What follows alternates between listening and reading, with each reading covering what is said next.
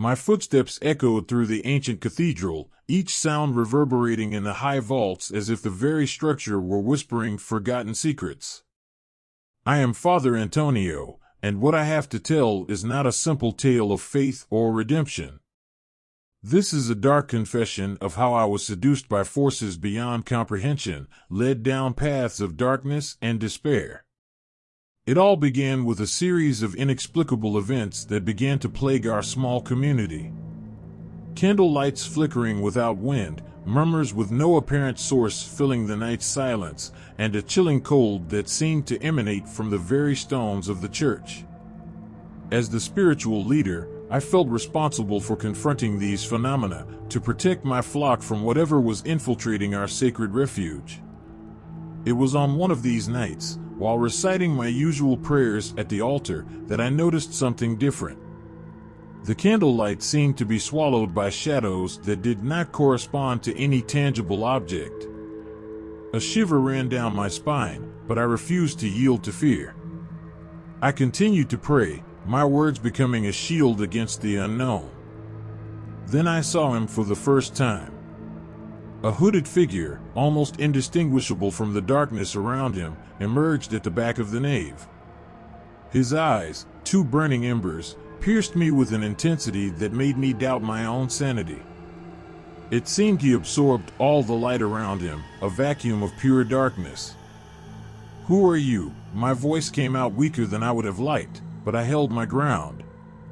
He did not answer immediately. Instead, he began to walk towards me, his steps making no sound. When he finally stopped in front of me, I felt an intense cold, as if all hope had been sucked from the environment. "I am the one who brings the truth," he murmured, his voice a guttural whisper that seemed to echo inside my own head. "And the truth, Father, is that you are not who you think you are." Confused and fearful, I tried to maintain my composure. "I am a servant of God, guardian of this sacred place." He laughed, a dry and joyless sound. "God? What God would allow so much suffering, so much darkness? You, more than anyone, should know the truth about faith, or the lack of it."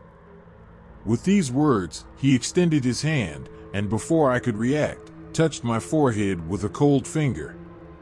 An excruciating pain shot through my mind, and I fainted. When I regained consciousness, I was alone in the cathedral. The stranger vanished like a nightmare dissipated at dawn. But something had changed within me. I felt different, as if a seed of darkness had been planted in my being.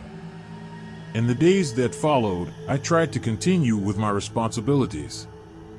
However, the shadows became denser, the whispers more insistent.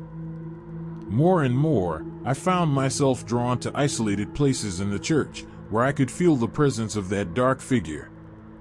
One night, unable to resist, I followed one of those whispers to the cathedral's crypt. It was a place I had always avoided, a resting place for the parish's old priests. There, I found an ancient book, its pages yellowed with time, written in a language I did not recognize. I felt an irresistible compulsion to open it, and so I did. What I read in that book changed me forever.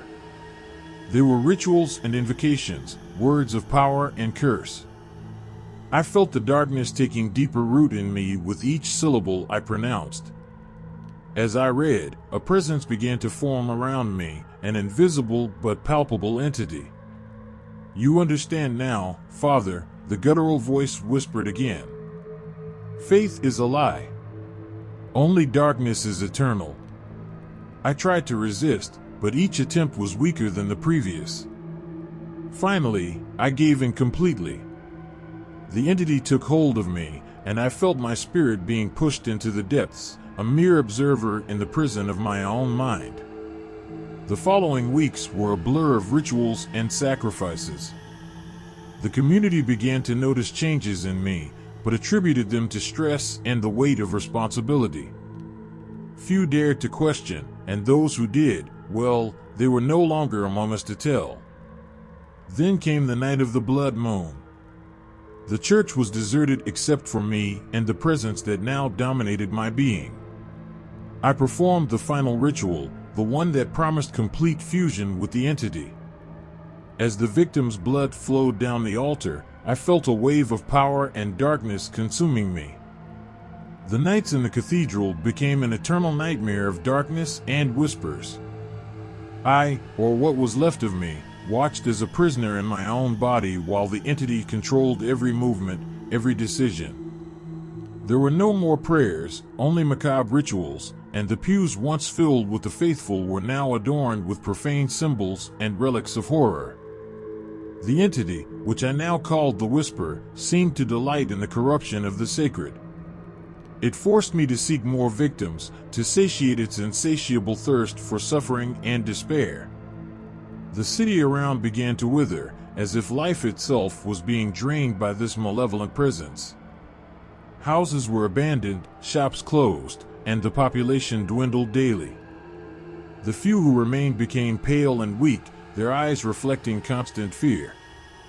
Some, desperate, tried to confront me, believing they could save themselves and the city.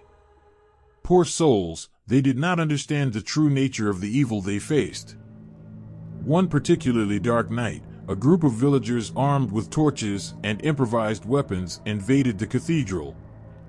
Led by Miguel, a young man of pure heart and unshakable faith, they believed they could expel the darkness with their courage. I was at the altar, performing another forbidden ritual, when they entered. Miguel, the voice that came from my lips was not mine, but a demonic distortion.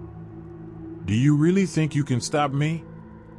"I do not fear the darkness," he replied, his voice firm but trembling slightly. "In the name of God, I command you to leave this place." The Whisper laughed through me, a cold and inhuman laugh. "God? He abandoned this place long ago. Now, there is only darkness." Miguel advanced, raising his torch as a symbol of light. However, before he could get close, I felt the entity within me concentrate its power. With a gesture of my hand, an invisible force threw Miguel and the others against the cathedral walls. They screamed in pain, but Miguel, determined, managed to stand up again. "Antonio, I know you are still there," he shouted, a mix of desperation and hope. "Fight against this." For a brief moment, I felt a spark of my old consciousness emerge, a distant echo of my true identity. Miguel continued to speak, his faith radiating like a beacon in the darkness. "Remember who you are, your mission. Do not let the darkness win." The internal struggle was excruciating. The Whisper roared within me, trying to maintain its control, but Miguel, with his unwavering faith, was breaking its influence. I used the little strength I had left to try to regain control. Every word from Miguel was a current of light, burning the darkness that enveloped me. "Get out!" I shouted, my voice a mix of mine and the entity's. "You are not welcome here." Miguel raised a crucifix, approaching cautiously. "By the power of Christ, I expel you." The pain was unbearable.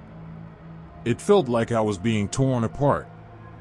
But with one last effort, I gathered all my strength and began to recite a prayer I had learned in childhood, a reminder of my original faith. "Hail Mary, full of grace, the Lord is with thee." The sacred words tore through the darkness. The Whisper roared, a mix of rage and pain. Miguel advanced, and together, with the combined strength of our prayers, we managed to expel the entity from my body. I felt a wave of relief and peace as the malevolent presence dissipated, leaving me to collapse on the ground, exhausted. The villagers, injured but alive, helped me to my feet. Miguel looked into my eyes, and I saw in them a silent understanding. "You fought well, Father Antonio," he said softly. "But the evil is still here. We must purify this place." I agreed, knowing the battle was far from over. The cathedral, once a beacon of hope, had become a bastion of darkness. But with renewed faith and community support, I began the arduous process of purification. Together, we cleansed every inch of the sanctuary, exorcising the remaining shadows and restoring the light. The wounds left by the evil would not be easily healed, but the first step had been taken. And I, Father Antonio, vowed before God and my community that I would protect our home against any future darkness. Because, even in the deepest despair, faith and hope are the lights that never go out. However, as the days passed, I could not ignore the distant whisper that still echoed in the shadows of my mind. The days passed in a haze of reconstruction and redemption. With Miguel and the villagers by my side, we cleaned every corner of the cathedral, removing profane symbols and sanctifying the ground. But despite our efforts, a sense of unease persisted. It was as if the cathedral's walls had absorbed the darkness, retaining remnants of the evil that once inhabited there. At night, in my solitary prayers, I could still hear the echo of whispers, a distant murmur that kept me alert. I knew the whisper had not disappeared completely. It was there, lurking, waiting for the right moment to return. One night, while reviewing sacred texts in search of answers, Miguel entered my study. His face was grave, reflecting the same concern I felt. "Father Antonio," he began, "we have done everything in our power to purify the cathedral, but I fear it is not enough. There is something deeper, an evil rooted in the very foundation of this place." I nodded, aware of the truth in his words. "You are right, Miguel. The battle we fought was just the beginning. The whisper is still here, hiding in the shadows. We need to find its source and eradicate it completely." Miguel agreed. "But how do we do that? We have used every holy rite we know." "There is an old legend," I said, recalling a fragment of a story I had once read in an ancient manuscript. "It speaks of a hidden chamber beneath the cathedral, a place where the first priests sealed a great evil centuries ago. If the whisper originated from there, we need to find it and confront it directly." Armed with this new purpose, we gathered a small group of brave villagers and began our search. The cathedral's crypt, already a place of mystery and fear, now seemed even more sinister. We explored every corner, every hidden passage, until we found a concealed door, covered with ancient symbols of protection. With a mixture of fear and determination, we broke the seals and opened the door. A wave of cold air and an intense sense of dread enveloped us. Before us stretched a dark and narrow staircase, descending into the unknown. We descended, our torches flickering in the oppressive darkness. The air grew colder and more stagnant the deeper we went. At the end of the stairs, we found a large stone door adorned with arcane symbols and protective inscriptions. It was clear this was the place where the evil had been imprisoned. With a silent prayer for protection, we pushed the door open. Inside, we found a vast underground chamber, its walls covered with more symbols and markings. In the center of the room stood an ancient altar, and upon it, a blackened book, much like the one that had first ensnared me. As we approached the altar, the atmosphere grew heavier, and the shadows seemed to writhe with malevolent intent. The whisper's presence was palpable, an oppressive force that threatened to overwhelm us. "Be strong," Miguel urged, his voice steady despite the fear in his eyes. "We must destroy this book and break the curse." I nodded, reaching for the book. The moment my fingers touched its cover, a shock of cold shot through me, and the whispers intensified, filling my mind with dark promises and threats. But I resisted, summoning all my willpower and faith. Together, we began to recite the prayers of exorcism, our voices merging into a powerful chant that echoed through the chamber. The shadows around us writhed and lashed out, but we held our ground. The book trembled under my hands, as if trying to escape our grasp. As the final words of the prayer left our lips, a blinding light filled the chamber. The book burst into flames, and the shadows screamed in agony. The oppressive presence of the whisper began to dissipate, replaced by a sense of peace and purity. When the light faded, we found ourselves standing in the now silent chamber, the book reduced to ashes. The evil that had plagued our cathedral was finally vanquished. We returned to the surface, exhausted but triumphant. The villagers welcomed us back with relief and joy, and the sense of dread that had hung over the cathedral began to lift. From that day forward, I dedicated myself to restoring not just the physical structure of the cathedral, but the faith and hope of our community. The scars left by the whisper's presence would take time to heal, but we were stronger and more united than ever before. As for me, Father Antonio, I continued my service with a renewed sense of purpose and vigilance. The experience had changed me, deepening my faith and my resolve to protect my flock from any future darkness. And though the whispers had faded, I knew I would always carry the memory of that encounter with me, a reminder of the constant battle between light and darkness.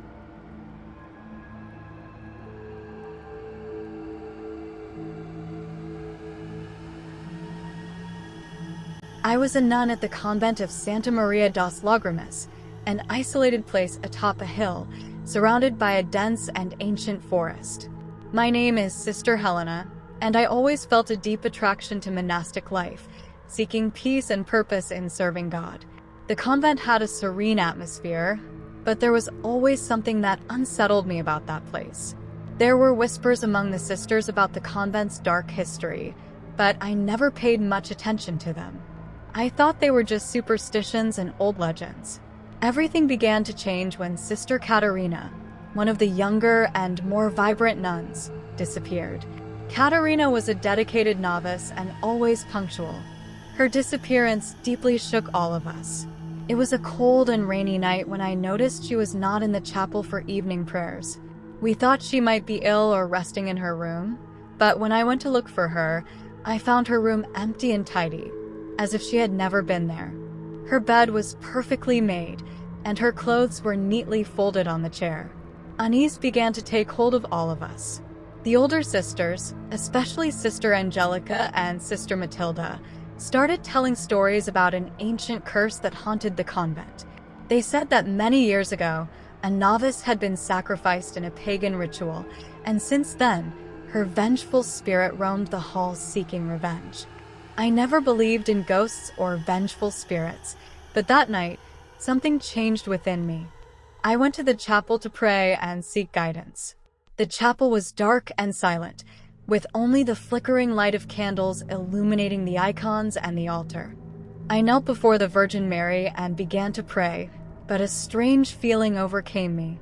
I felt a chill run down my spine and heard a faint, almost imperceptible whisper calling my name. I stood up quickly, my heart pounding in my chest. I looked around, but there was no one there. I decided to return to my room, but on the way, I saw something that left me paralyzed with fear. At the end of the corridor, near the door leading to the garden, I saw the pale, spectral figure of a young woman. Her eyes were empty and lifeless, and her clothes were soaked in blood. She reached out to me, and before I could scream, she disappeared. I ran to my room and locked the door, trying to control my panic. I knew I couldn't tell anyone about what I had seen, fearing they would think I was going mad. That night, I couldn't sleep. Every little noise seemed amplified, and the feeling of being watched was unbearable. In the following days, other sisters began reporting strange occurrences. Doors that opened and closed on their own, inexplicable whispers in the middle of the night, and the constant feeling that something or someone was watching us. The Mother Superior, Sister Beatriz, tried to calm our concerns, saying they were just our imaginations, but we knew something was very wrong. Sister Madalena, one of the more reserved and enigmatic nuns, seemed to know more than she let on. She had an air of mystery and was often seen walking alone through the dark corridors of the convent. One day, I approached her and asked if she knew anything about the strange events. She looked at me with tired eyes, as if she carried a heavy burden, and said, "There are secrets in this place that should never have been revealed, Sister Helena. Be careful what you seek." I decided to investigate on my own. I began to search the old records of the convent, looking for any clue about the supposed curse. I found an old, dusty diary written by one of the first sisters who lived there. The pages were worn by time, but still legible. As I read, a horrifying story began to unfold. The diary spoke of a novice named Margarita, who had been accused of witchcraft and sacrificed in a dark ritual. At that time, the convent was shrouded in secrets and obscure practices, and Margarita was the innocent victim of these atrocities. Her spirit, the diary said, was trapped in the convent, seeking justice and revenge for her unjust suffering. Determined to uncover the truth and perhaps help Margarita's tormented spirit, I continued my investigation. I went to the garden where the spectral figure had disappeared and began digging near an old tree. After some time, I found an ancient wooden box, sealed with wax. Inside it, there was a silver crucifix, a rosary, and a piece of parchment with inscriptions in Latin. I took the items to my room and began to translate the parchment. It was an exorcism prayer, written to free lost souls. As I finished the translation, I heard the whisper calling my name again, louder and more insistent this time. I grabbed the crucifix and rosary and began to recite the prayer. The room grew cold, and Margarita's figure appeared before me, her eyes now full of pain and sorrow. I continued the prayer despite my fear. As I recited the sacred words, Margarita's figure began to fade, and a feeling of peace filled the room. When I finished, Margarita's spirit had disappeared, and the oppressive feeling that hung over the convent began to lift. The sisters noticed the change, and gradually, life at the convent returned to normal. I never told anyone about my experience, but I kept the crucifix and rosary as a reminder of the night I faced the inexplicable. Years passed, and the convent of Santa Maria das Lágrimas continued to be a place of peace and prayer. But sometimes at night, when the wind blew through the trees, I could still hear a soft whisper calling my name, reminding me that some secrets should never be forgotten. The story of the convent of Santa Maria das Lágrimas became a legend among the nuns, a reminder of what can happen when the past is left unresolved. Additionally, new characters emerged to add depth to the plot, such as the mysterious Sister Madalena, who always seemed to know more than she said, and the kind Father Anselmo, who came to the convent to offer spiritual assistance after the disturbing events. The tension in the convent began to ease, but the memory of Margarita and her tragic fate remained alive in the minds of all the sisters. The sisterhood learned the importance of confronting the secrets and injustices of the past, ensuring that such horrors would never happen again. And so, the legend of Margarita's spirit continued to haunt the convent's halls, a silent warning of the consequences of hiding the truth. The sisters, now more united than ever, prayed not only for themselves, but also for the eternal rest of Margarita's troubled soul, hoping she would finally find the peace she so deserved. Life at the convent returned to its normal rhythm, but I, Sister Helena, could not forget the events I had lived through. My commitment to faith and justice only grew stronger, and I vowed to protect the convent from any evil that might threaten it in the future.